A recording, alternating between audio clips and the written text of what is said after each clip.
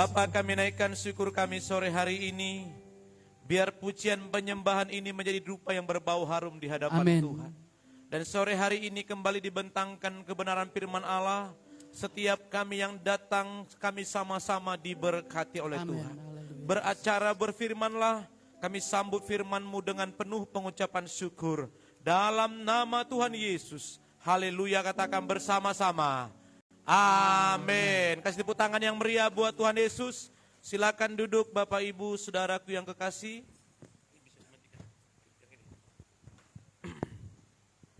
Baik Bapak Ibu Saudara, teman sahabat semuanya, sore hari ini kita akan kembali bersama-sama belajar kebenaran firman Tuhan, di mana dalam 1 bulan ini tema kita adalah pemulihan yang namanya jasmani dan rohani. Siapapun Anda, Bapak Ibu Saudara, perlu yang namanya pemulihan kesehatan. Jadi kalau Anda dan saya datang ke dokter, misalnya buatlah dokternya itu dokter Abang Dio, misalnya. Dokter Bang Dio, saya datang ke sana, dan pada saat saya datang, maka Bang Dio sebagai dokter akan berkata, apa keluhannya? Betul enggak? Betul enggak? Jadi ketika Anda datang ke dokter, dokter itu tidak maha tahu. Maka Anda harus menyampaikan, memberitahukan keluh kesah Anda. Mungkin ketika Anda menyampaikannya, oh saya itu, perut saya sudah beberapa hari buang air terus. Akhirnya saudaraku panjang lebar Anda menjelaskannya, maka sang dokter itu sudah tahu solusinya apa untuk Anda bisa sembuh dari penyakit Anda dan saya.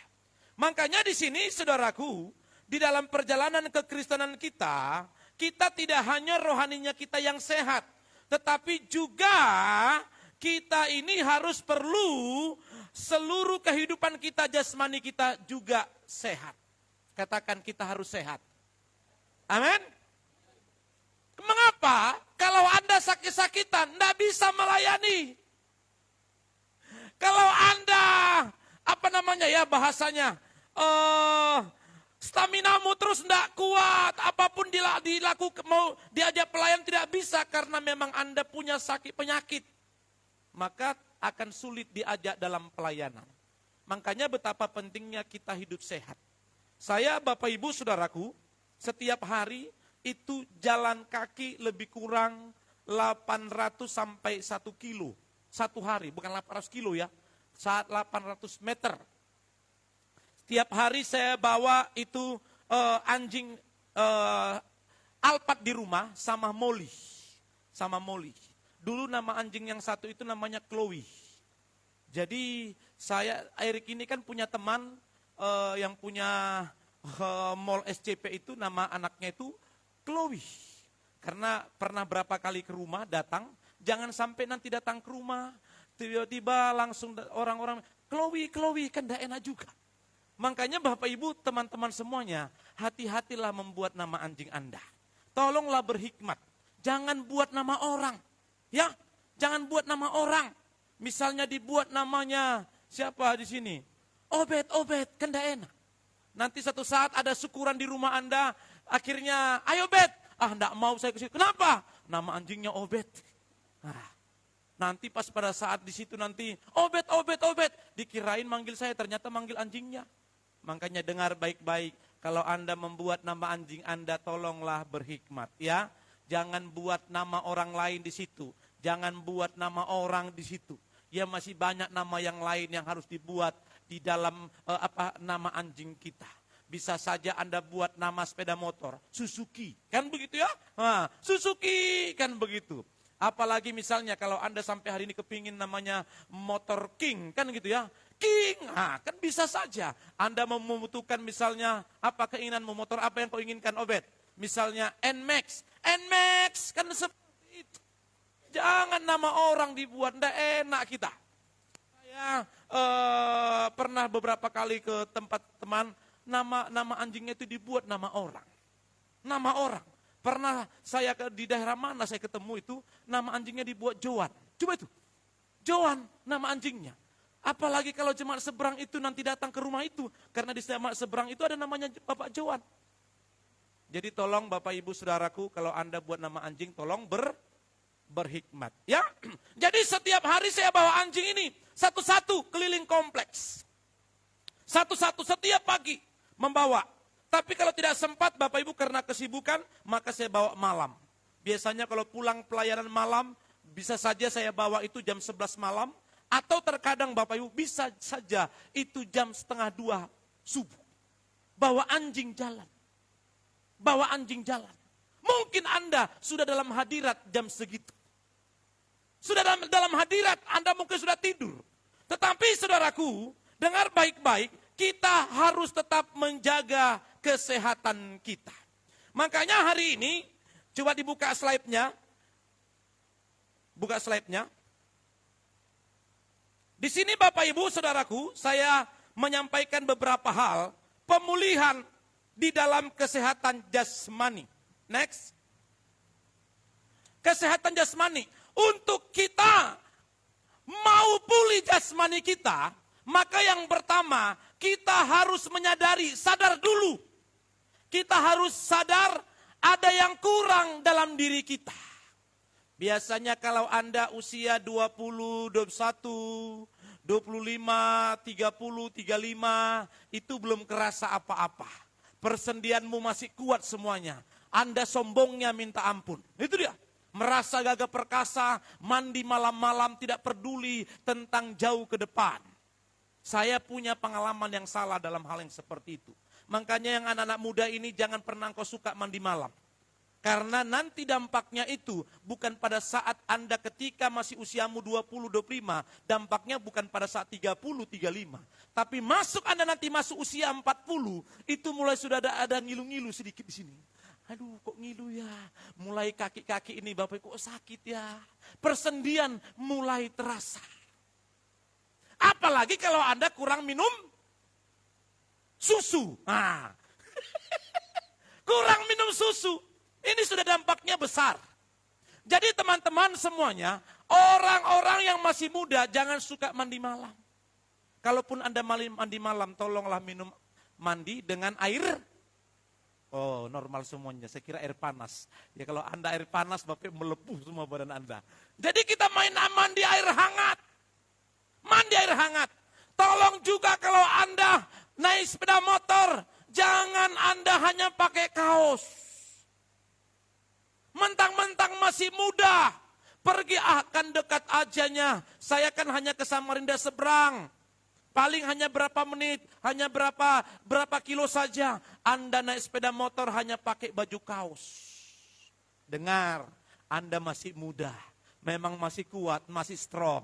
Tapi dengar baik-baik, engkau masuk 40, 41, 42, mulai kerasa di situ. Mulai Anda ngangkat beban berat pun mungkin sudah susah. Mulai diangkat begini, aduh sudah mulai terasa di sini. Makanya masa muda itu biasanya sombong minta ampun. Tetapi masa nanti usia 40 tahun ke atas sudah mulai terasa. Makanya di sini saudaraku, untuk kita sehat jasmani, kita harus sadar dulu. Ada yang kurang dalam diri kita. Ketika kita sadar ada yang kurang dalam diri kita, maka kita harus mencari tahu. Mencari tahu apa kekurangan kita. Kita cari satu persatu, kenapa sakit di dada saya sebelah kiri ya? Kenapa saya sering migrain ya? Kenapa persendian saya sering sakit ya? Maka kita mencari tahu. Akhirnya karena kita mencari tahu dan kita mengetahui kekurangan kita. Kalau sudah tahu kekurangan kita, maka kita lebih mudah mengantisipasi atau mengobatinya. Betul? Betul? Kalau kita sudah tahu, Bapak Ibu Saudaraku, kita lebih mudah mengantisipasi atau mengatasinya. Kalau Anda masuk di sebuah perusahaan, biasanya itu dilakukan medical check up. Jadi Anda diperiksa semuanya, diambil sampel darah, nanti dikirim ke Jakarta atau kemana mereka pusatnya, apalagi seperti melalui Prodia, dan itu prosesnya beberapa hari, baru nanti akan dapat hasilnya Dari situ semuanya akan dicek, gulamu seperti apa, kolesterolmu seperti apa. Semua sakit penyakit yang ada akan diberitahukan kepada Anda. Mana yang normal, mana yang tidak.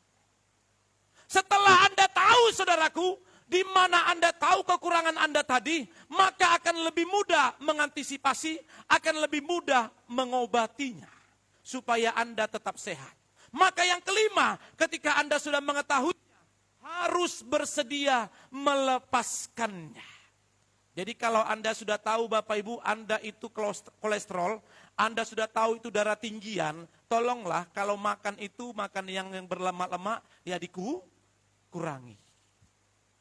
Jangan karena gratis syukuran jemaat, kau santap semua daging babi dan kambing itu. Tahu diri, makanya Alkitab mencatat, taruh pisau di leher. Bilang begini samping kiri, kita harus tahu diri bilang begitu. Amin. Jangan kau santap semuanya. Iman memindahkan gunung. Bayangkan itu naik nasinya seperti ini. Itu namanya iman memindahkan gunung. Coba perhatikan teman-temanmu, adakah kalau acara syukuran, itu nasinya sama lauknya tinggi betul. Itu namanya iman memindahkan gunung, itu namanya. Jadi kalau Anda yang seperti itu, mentang-mentang Anda masih muda, dengar baik-baik. Hati-hati, ya.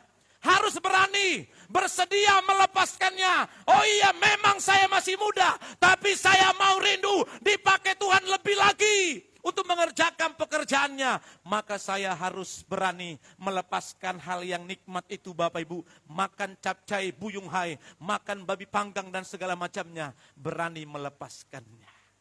Amin. Amin. Bilang begini, dalam pukul dadamu, kuasai diriku. Aku harus menguasai diriku. Amin. Selanjutnya, sesuatu yang tidak baik atau kebiasaan buruk yang kita lakukan. Artinya adalah kita di dalam perjalanan kita harus melepas sesuatu yang tidak baik. Atau kebiasaan buruk. Saya punya kebiasaan buruk. Apa itu? Tidurnya larut malam. Itu kebiasaan buruk. Saya mungkin sangat bisa dihitung dengan jari kalau itu tidur jam 11 malam. Bisa dihitung dengan jari. Saya sangat sedih dengan diri saya sendiri. Tetapi saya harus berjuang untuk hal itu. Artinya apa? Saya harus memperbaiki ritme hidup saya. Supaya saya bisa tidur di bawah jam 12 malam. Seorang dokter berkata, dokter manapun Anda tanya, tidur yang sehat itu jam 9, jam 10. Paling lambat setengah 11. Karena ketika Anda sudah tidur jam 11, sel-sel ini tidak bekerja dengan baik. Sel-sel ini tidak bekerja dengan baik. Dan akhirnya itu akan merusak ginjal kita. Merusak ginjal. Jadi kalau Anda dan saya yang suka begadang-begadang itu, hati-hati. Akhirnya ketika Anda rusak ginjal, itu akan terjadi yang namanya asam urat. Asam urat itu jangan minum obat asam urat. Yang pertama kau perbaiki ginjalmu. Bilang begini, bilang begitu. Kenapa saya tahu? Saya sering dengar dokter. Dokter itu beritahu dalam sebuah informasi dengan dokter yang berbeda. Ku catat dan ku pelajari. Jadi bukan asam uratnya yang diobati, ginjal yang diperbaiki. Ginjalmu sehat, maka asam urat tidak mungkin ada dalam diri Anda. Jangan naik tangga nanti, aduh susah sakit semuanya, tolong bantu dulu. Kenapa? Asam urat. Duduk di gereja Bapak Ibu, baru dengar firman Tuhan 5 menit, aduh enggak kuat lagi, sakit. Kau kira asam urat itu enak? Tidak enak Bapak Ibu. Makanya dengar baik-baik. Ayo kita perbaiki diri kita. Kalau Anda yang suka tidur malam seperti saya larut malam, ayo sama-sama kita belajar dan berjuang untuk tidak tidur larut malam. Tapi sayang Bapak Ibu, Anda tidur larut malam, saya bukan karena main game Bapak Ibu. Kebanyakan orang tidur larut malam karena gara-gara main game, main medsos, main chatting-chattingan, main-main yang lainnya lagi itu. Dengar. Tuhan tidak pernah tolong Anda untuk hal yang seperti itu. Tapi dengar baik-baik. Ketika Anda terus mengerjakan pekerjaan Tuhan karena larut malam, Tuhan sebagai pembela dalam hidupmu. Walaupun demikian Tuhan membela, tapi jangan kau biasakan hidup seperti itu. Amin. Amin. Supaya kita semua sehat. Bila sama sehat. Kalau Anda sehat, berapa banyak pekerjaan Tuhan yang bisa kita lakukan. Tapi kalau pelayan-pelayan sakit-sakitan, pemain keyboard sakit, pemain drum sakit, pemain bass sakit. Di mana tadi bass? Oh di sini. Pemain bass sakit. Ya, kalau sudah sakit-sakitan, penerima tamu sakit. Siapa lagi yang melayani? Makanya perlu sehat. Kenapa kamu? Aduh suaraku. Kenapa suaramu? Habis berkelahi suami istri. Apa? Kalau sudah berkelahi suami istri keluar kayak dok itu. Awang. Ya habis suaramu. Nanti tidak bisa jadi WL. Makanya Bapak Ibu Saudaraku, mari sama-sama jaga kesehatan. Jadi perlunya kita sehat jasmani ya. Hati-hati yang suka larut malam hanya gara-gara main game, hati-hati. Hati-hati. Hati-hati yang suka main medsos malam-malam, hati-hati. Hati-hati. Perbaiki dirimu kembali, ayo jaga kesehatan kita semuanya, jaga kesehatan supaya kita semua sehat. Maka Bapak Ibu Saudaraku, sama halnya kita pun kalau kita di dalam kesehatan rohani kita tidak berbeda. Untuk kita sehat rohani, maka yang pertama langkahnya sama, yaitu menyadari kekurangan kita. Nih, Bapak Ibu Saudara teman semuanya, Anda harus sadar kalau Anda dan saya itu punya kekurangan-kekurangan. Sadar Bapak Ibu, kalau Anda belum sadar, ada biasanya orang kelihatannya sok rohani, tapi dia tidak sadar banyak kekurangan dalam dirinya. Kelihatannya Bapak Ibu Saudaraku dia itu seperti seorang hamba Tuhan yang mungkin kuat, strong. Tapi kenyataannya dia punya kelemahan yang begitu banyak.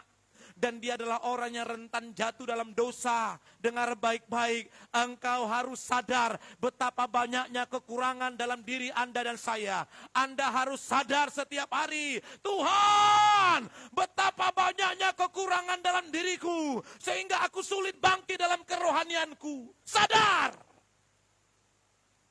Mengapa Anda jatuh terus, jatuh dan jatuh dan jatuh? Karena Anda merasa kuat. Ketika diperhadapkan dengan sebuah masalah, Anda tak mampu. Makanya hari ini saudaraku yang kekasih, dengar baik-baik. Milikilah satu kesadaran yang sangat luar biasa. Sesadar-sadarnya bahwa dalam diri Anda banyak kekurangan-kekurangan yang harus diperbaiki. Supaya rohanimu sehat. Ketika Anda sadar, maka Anda mencari tahu kekurangan itu. Apa kekuranganku ya? Tanya kepada teman kosmu. Tanya kepada istrimu, tanya kepada suamimu, tanya kepada teman sahabatmu, seperti apa saya ya? Dan tanya juga kepada dirimu sendiri. Bapak Ibu Saudaraku, kita harus belajar mencari tahu. Terkadang ketika saya tanya sama ibu seperti apa, ibu bilang papi itu sombong. Itu. Saudaraku, saya itu memang orangnya tipikalnya sombong. Siapa sini yang punya tipikal sombong? Hati-hati. Hati-hati. Makanya kita mencari tahu. Tanya kepada pasangan kita.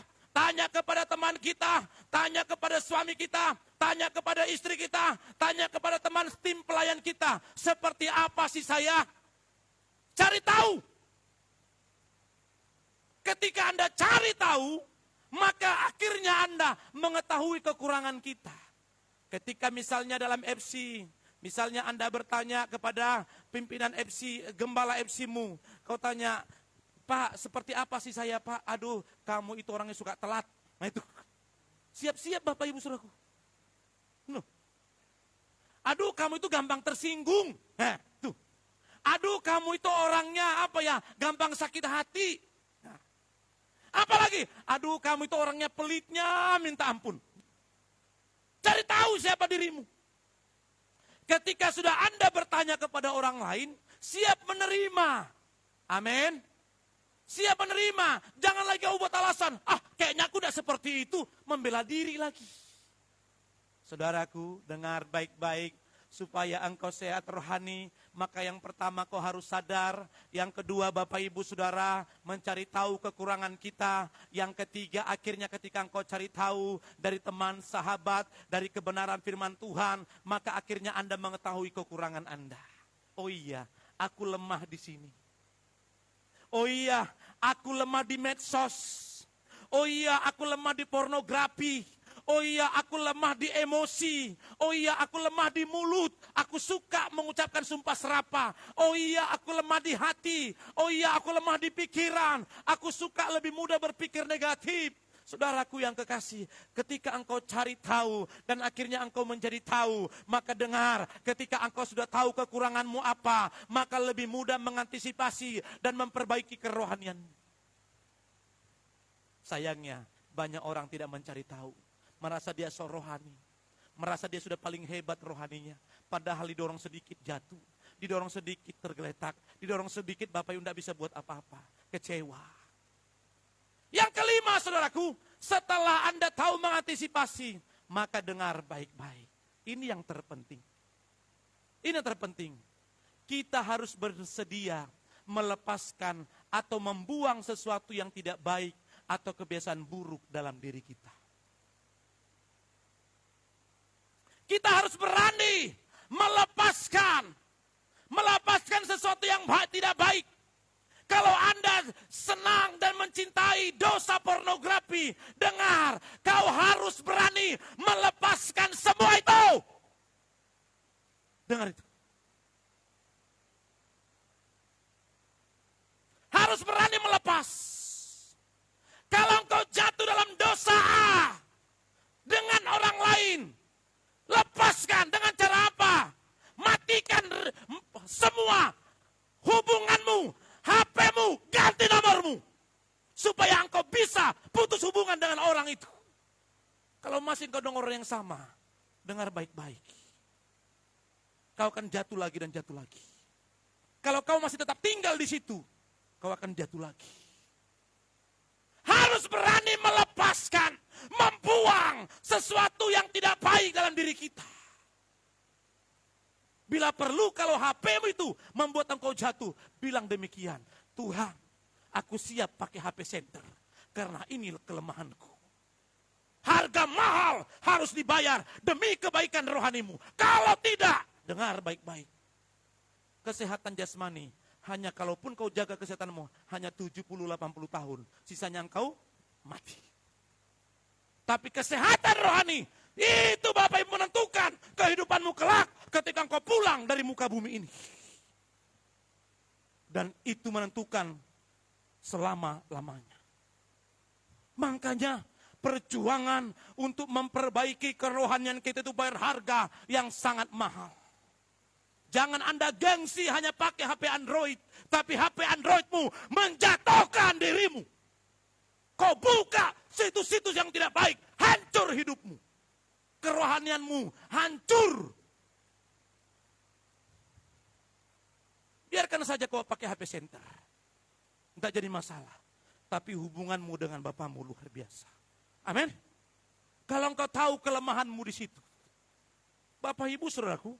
Saya itu punya medsos itu, dengar baik-baik. Maaf ya. Terkadang ketika saya ginikan, melihat itu di FB itu, ada hal-hal yang memang elok dipandang. Mantap lagi. Kalau Ustadz A ngomong begini, dia kalau dilihat itu barang bagus. Nah itu. Kalau tidak dilihat, dia bilang, kalau tidak dilihat barang bagus, kalau dibuang, sayang katanya begitu. Saudaraku, hati-hati. Makanya Anda orang yang sudah dipulihkan, Anda berani lewatkan. Amin. Jangan kau lihat lagi. Ada orang. Kau lihat lagi. Kau nikmati. Dengar ketika engkau sudah nikmati, kau sedang merusak kerohanianmu. Otakmu akan otak apa namanya? Najis. Bilang begini, najis. Apalagi yang perempuan, suka ngelihat cowok-cowok yang badannya agak kekar. Maco, mantan copet. Wih, gagah betul ya, abang itu, wih, keren betul ya. seandainya. Dengar baik-baik. Ada banyak jemaat Tuhan tertarik dengan pendeta yang khotbah di depan. Karena cakep, ganteng, dan dia bilang begini, dia sudah seorang istri, seandainya suamiku begitu. Dengar baik-baik. Memang khotbah pendeta itu bagus di depan, ganteng mungkin dia. Tapi tinggallah kau 2 bulan sama dia. Tinggal kau 3 bulan sama dia. Engkau akan tahu aslinya siapa. Saya berani jamin, kau pasti akan berkata, ternyata suamiku lebih baik daripada pendeta itu. Amin! Amin! Hati-hati. Coba buka Matius pasal 23. Matius pasal 23. Ayat berapa itu saya lupa. Coba saya lihat dulu. Yang saya buka tadi pagi di medsos saya. Matius 23 ayat berapa itu? Di situ Bapak Ibu Saudaraku, saya tulis nih.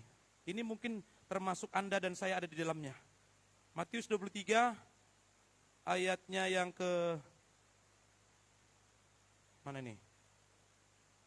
Ya. Ayatnya yang ke-28. Matius 23:28. Coba buka. Matius 23:28. Nih. Demikian juga kamu, di sebelah luar kamu tampak benar di mata orang. Woi. Di sebelah luar kamu tampak benar di mata orang. Misalnya di sini ya seperti saya lah pakai jas seperti ini. Misalnya kalau Bang Obed, Bang yang lain pakai jas seperti ini, Bapak Ibu gantengnya luar biasa. Mungkin yang satu berkata, ganteng betul itu Bang Obed ya. Nah, saudaraku, udah saya mau katakan begini. Demikian jugalah kamu di sebelah luar kamu tampaknya benar di mata orang. Ada banyak Bapak Ibu orang gagal, khususnya ibu-ibu, terpesona melihat seorang pendeta di depan. Ada satu survei yang sedang dibuat di salah satu gereja besar. Dibuat sebarang angket bahwa ternyata ibu-ibu sangat mengagumi seorang pendeta yang ada di depan. Dan kesimpulannya adalah mereka kagum dan menginginkan suaminya seperti si pendeta yang ada di depan. Kalau suamiku agak rohani ya enak ya. Kalau suamiku cerita firman enak ya. Dengar baik-baik. Hotman pendeta siapa yang pernah kita undang hot bersini? Huta Barat. Ridwan Huta Barat bilang begini. Dengar baik-baik. Pendeta yang di depan itu belum tentu seperti yang kau lihat di depan. Makanya saya kutip Bapak Ibu, tinggallah kau dengan mereka. Engkau akan tahu siapa mereka. Ya Meli ya? Meli? Ya, amin. Jadi jangan kau terpesona dengan casingnya. Maka dikatakan, tetapi di sebelah dalam kamu penuh kemunafikan dan kedurjanaan. Jangan sampai Anda yang hadir hari ini, bentuk luarnya Anda kelihatannya bagus, bentuk luarnya kelihatannya Anda rohani, bentuk luarnya kelihatannya Anda benar, tetapi sebenarnya Bapak Ibu bentuk dalamnya Anda penuh dengan kemunafikan dan kedurjanaan. Hati-hati. Jadi next, kembali yang tadi. Jadi kita Bapak Ibu Saudaraku harus berani melepaskan. Berani melepaskan sesuatu yang tidak baik dari kehidupan kita. Tinggalkan dosa, tinggalkan kebiasaan buruk. Kalau Anda yang suka bangun siang-siang, itu pun Bapak Ibu tidak baik.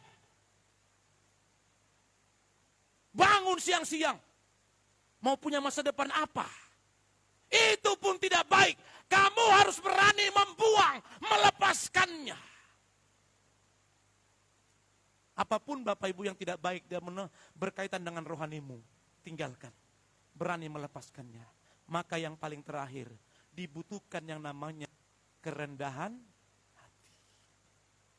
Dibutuhkan yang namanya kerendahan hati untuk Anda pulih secara rohani. Oh iya ya, saya harus memperbaiki diri saya. Saya tidak perlu mengeraskan hati saya.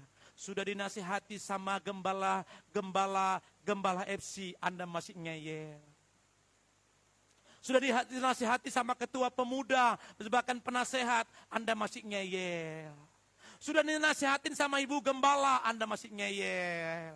Sudah dinasihati sama bapak gembala, Anda masih ngeyel. Sudah dinasihati oleh orang tua, Anda masih ngeyel. Dengar baik-baik.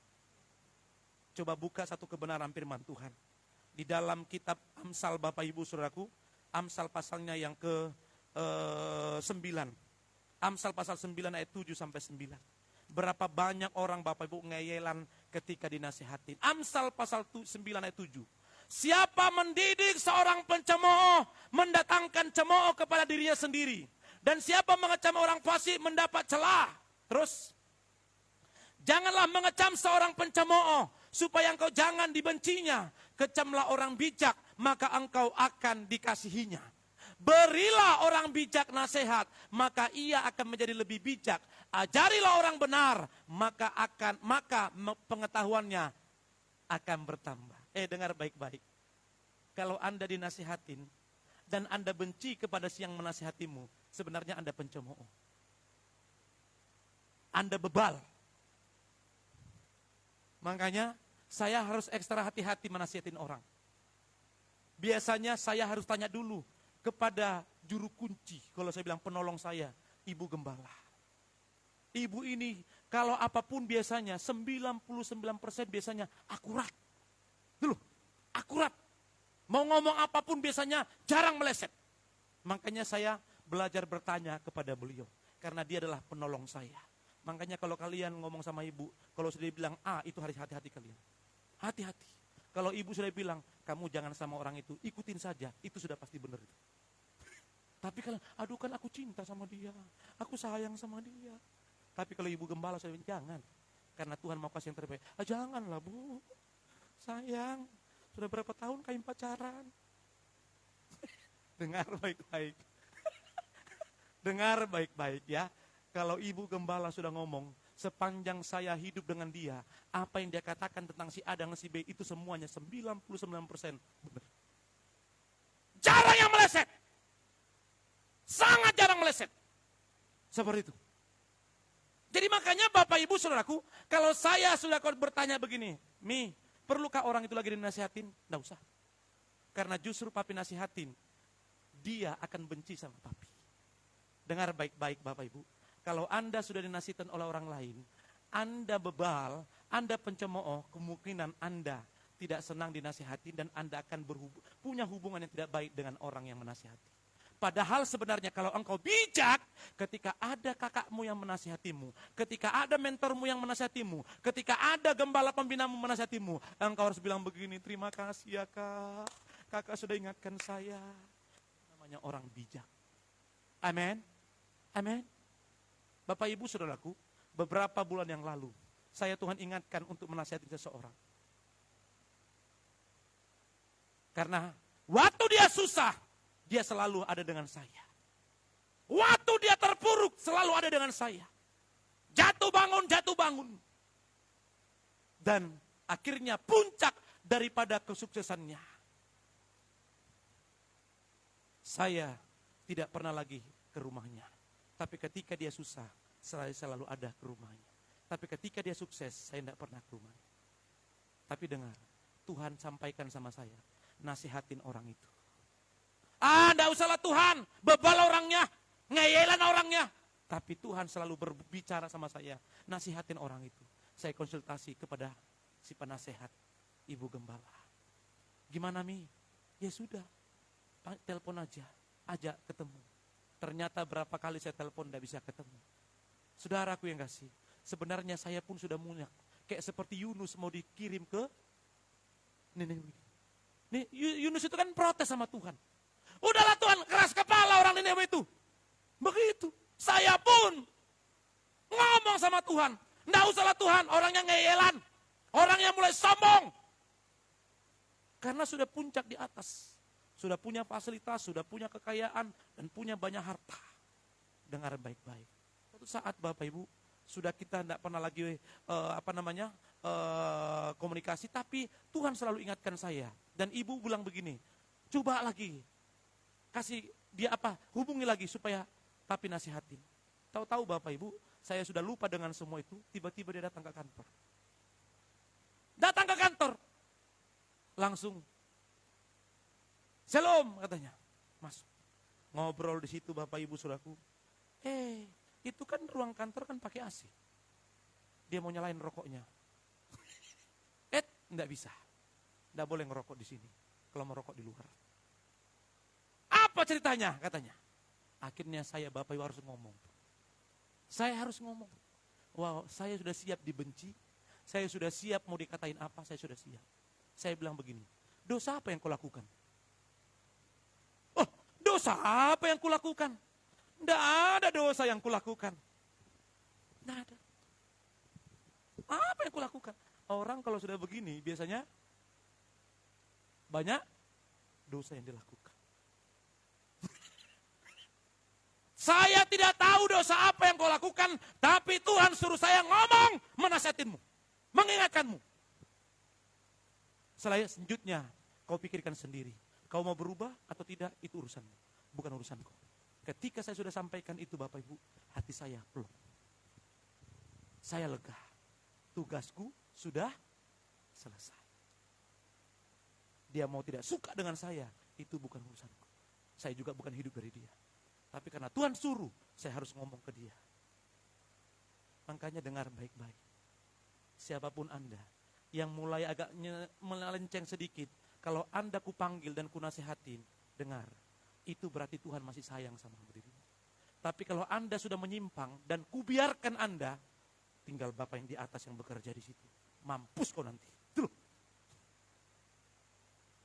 Loh iya. Sama dengan istrimu, dengan suamimu. Kalau sudah suamimu nakal, terus pulang malam-malam, suka main judi. Dengar baik-baik. Kalau istri masih nasihatin suaminya, "Pak, janganlah pulang larut malam. Pak, perhatikanlah anak-anak. Pak, mana gajinya? Pak, kita seperti apa ini?" Istrimu masih menegurmu dan menasihatimu, berarti dia masih sayang sama kamu. Tapi dengar baik-baik. Kalau engkau sudah pulang larut malam, kau lihat dia sudah bersujud dan berdoa, dan dia tidak ngomong apa-apa lagi sama dirimu, dengar, itu sangat mengerikan. Karena dia sudah lapor sama yang Bapa yang di atas. Kalau sudah Bapa yang di atas yang bekerja atas dirimu, hati-hati.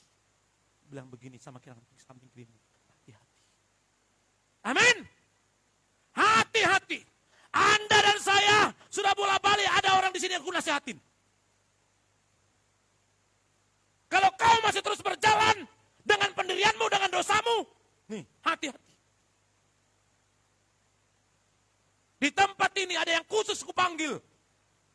Karena Tuhan ngomong, sampaikan sama orang itu.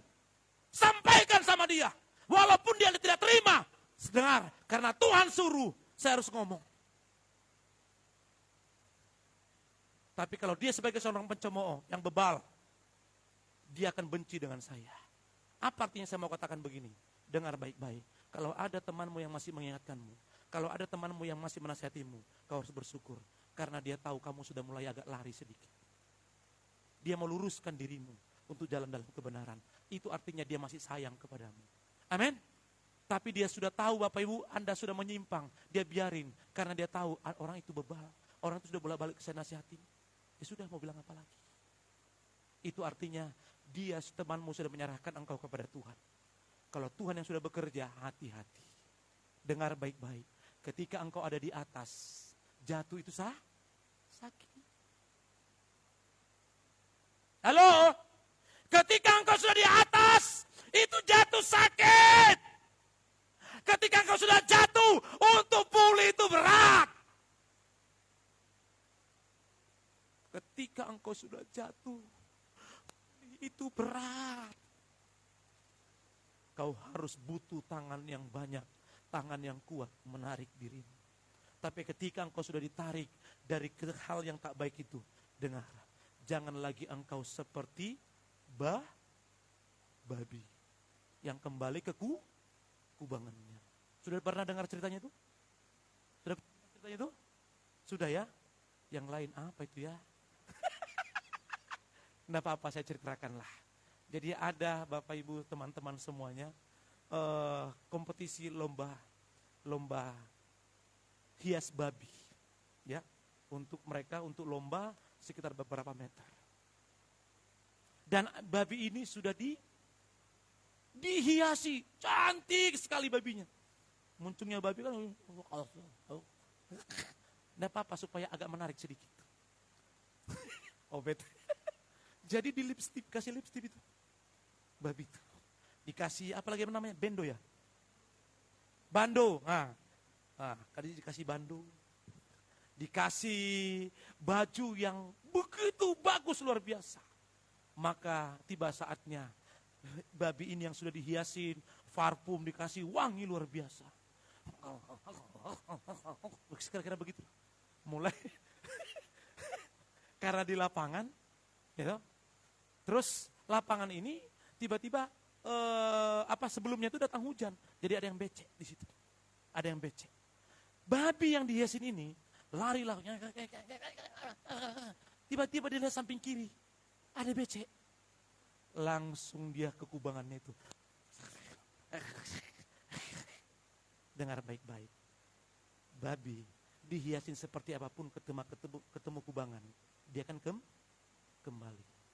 Makanya Anda dan saya bilang begini, jangan seperti, bukan saya ngomong. Haleluya! Jadi Bapak Ibu Saudara, kalau Anda kembali kepada masa lalumu, Anda lebih parah dari hati-hati.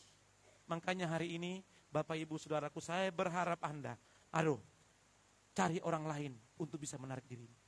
Cari orang lain untuk menguatkan dirimu, supaya pulih rohanimu. Jangan kau bilang, aku lemah Pak, aku tidak bisa, kamu orang hebat. Dengar baik-baik, saya sudah khotbahkan kepada Anda kelahiranmu, kejadianmu dahsyat luar biasa. Amin. Kamu bukan orang sembarangan, hanya mentalmu aja yang rusak.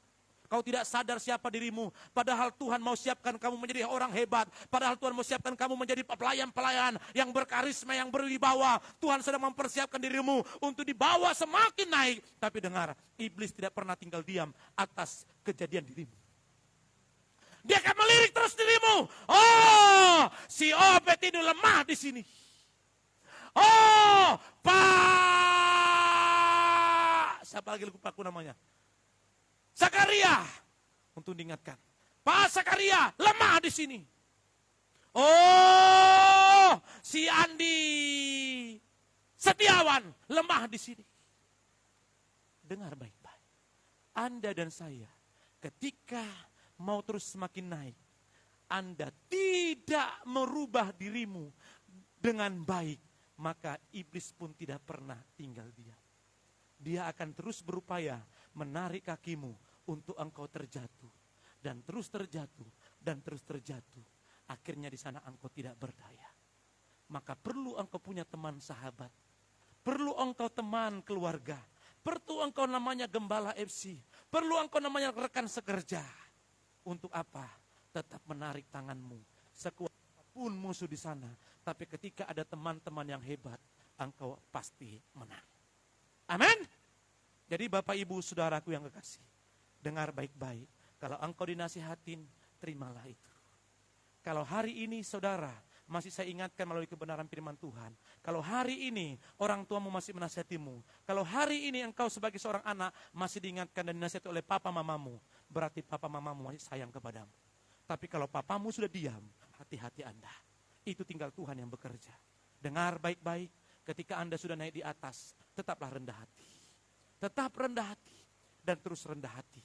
Saya berharap kita semuanya di tempat ini Bapak Ibu, jangan berjalanlah lurus, lihatlah ke depan.